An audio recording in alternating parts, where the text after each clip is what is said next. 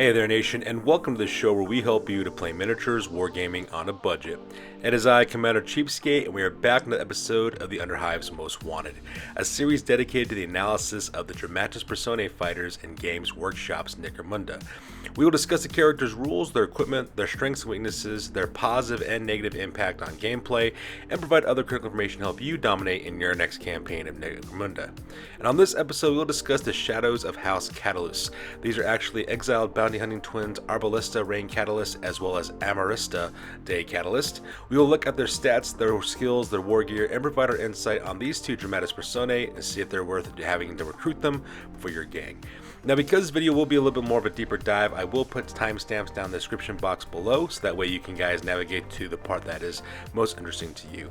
Now, just to give you guys some background about the Shadows of Catallus, they're actually a pair of bounty hunters, a brother and sister, and they're also Dramatis Personae as well.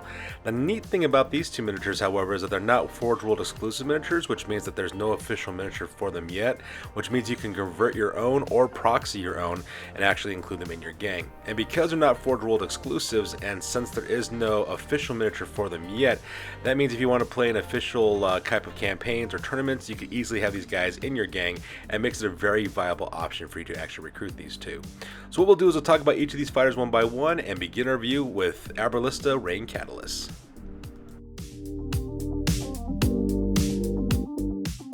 So the first of these we're going to talk about is Arbelesta Raen Catallus. She's going to cost you 250 credits as well. And let's go and talk about her stats real quick. She's got a movement characteristic of 5 inches, followed by a 6+ weapon skill, so she is horrible in close combat. But she has a 2+ in ballistic skill as well. She's got 3 strength and 3 toughness. She's got 2 wounds as well as 3 initiative. She has 1 attack as well as 7+ for leadership, 7+ for cool, 6+ for willpower, as well as 6+ for intelligence. So when you look at her stat, it's pretty obvious to see exactly where her strengths and weaknesses are located at. She's perfect for long range shooting as well as stealth attacks as well. She's not really meant for close combat work. In fact, if you committed to close combat, you're doing yourself a disservice. She's more about shooting her targets, and with that 2+ ballistic skill, and considering the fact that most of her weapons give her bonuses to hit for short and long ranges, she's going to be consistently hitting targets with those weapons. Now let's go and talk about her her war gear real quick. So first of all, she's armed with a very unique weapon. It's called a needle long rifle. It's got a 24-inch short range, a 48-inch long range. She gets +1 to hit in long range, so she's going to be always hitting as long as she doesn't hit a 1. It's also got -2 AP as an ammo roll of 6+, but it's also got the scarce trait, the silent trait, as well as a toxin trait as well, which is actually quite good. It's great for stealth because it's silent. It also has toxin, which allows her to deal with those characters that have got pretty high toughness or pretty high wound count, which makes her really deadly as well. She's also equipped with a standard needle pistol, which got silent toxin weapon, is also great for stealth. And for equipment, she has Kim Synth, which is really good too. And since she has a 6+ in intelligence, she'll be triggering that ability 72% of the time, which means that your enemies suffer -1 to their toxin attacks for their toughness, which makes it easier to put them out of action as well. She does have mesh armor, which gives her a 5+ armor save, which is nice. And she also has photo goggles, which allows her to see in all conditions, which is really cool as well. And she also has a respirator, which is great for environmental as well as gas attacks too.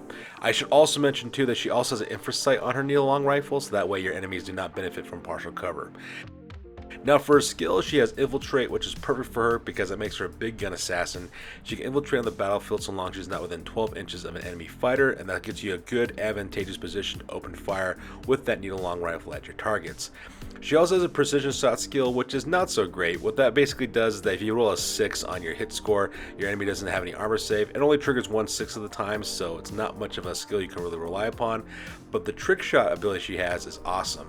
What that means that your enemies she only suffers -1 to hit for enemies who are in full cover, but when you combine that with the infrasight, that means that your enemies get no cover bonuses whatsoever, so she's always sniping them at her unmodified ballistic skill at all times, which makes this lady extremely deadly when it comes to shooting with that needle long rifle of hers. Now she does have a couple of special rules. One of them is called Unique Partnership, which means you can also recruit her brother Aramista as well, so because of that you'll be able to have 2 bounty hunters in your gang. And she also has an interesting special rule called Slotted, and basically it states that Arbelesta can make a free basic shooting action against any enemy who attacks her brother, and this will not remove her ready marker at all, so that is extremely cool as well. And basically she's perfect for taking out high toughness enemies with high wound targets, and she can infiltrate in and eliminate anyone with excellent shooting, and she is well worth the credit cost with everything that she can do for the game that you hire her for. Alright, so let's talk about Arbelesta's twin brother, Aramista Dae Catallus. He's also going to cost you 250 credits for this character as well. And he's going to cost for his stats, he's got a 5-inch movement allowance as well as a 2+ weapon skill and a 6+ ballista skill. So he's basically the opposite mirror of his twin. He's got 3 strength and 3 toughness, which is quite standard, but he does have 3 wounds, which makes him a little bit more survivable. And he's also got a 3+ initiative as well, and 3 attacks base. He's also got 7+ leadership, 7+ cool, 6+ willpower, as well as 6+ intelligence.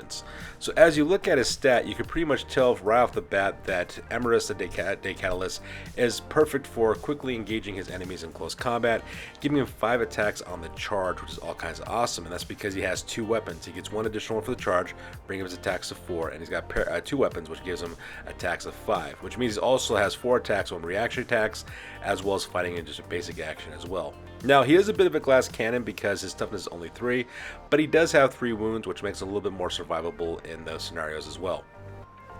Now, when it comes to his wargear, he does have a displacer field, which does give him a 4 ward save, which is awesome. But the problem with the displacer field is that while the 4 ward save is nice, what ends up happening is that the strength of the attack actually pushes you in a random direction that many inches.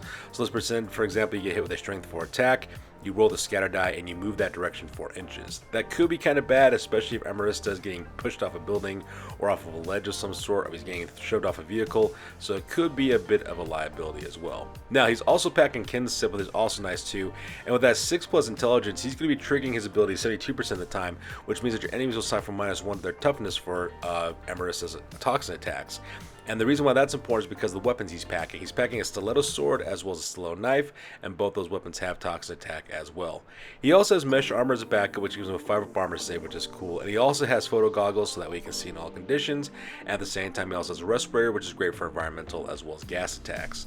Now, when it comes to his skills, he actually has pretty good close combat skills. He has counterattack, which means he gets +1 attacks for his reaction attacks for each enemy that failed to hit him, which could be actually quite good. Let's say your opponent actually hits you twice, tries to hit you twice anyways, but fails. That means you get 2 attacks back towards his opponent, which is awesome.